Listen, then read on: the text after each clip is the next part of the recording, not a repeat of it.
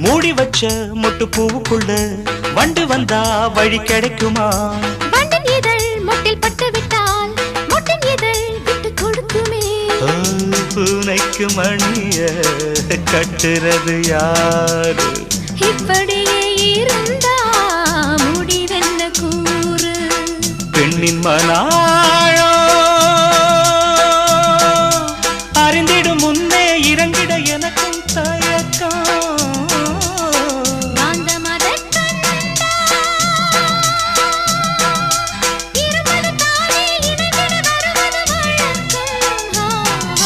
சொல்லாமத்தானே இந்த மனசு தவிக்கும்.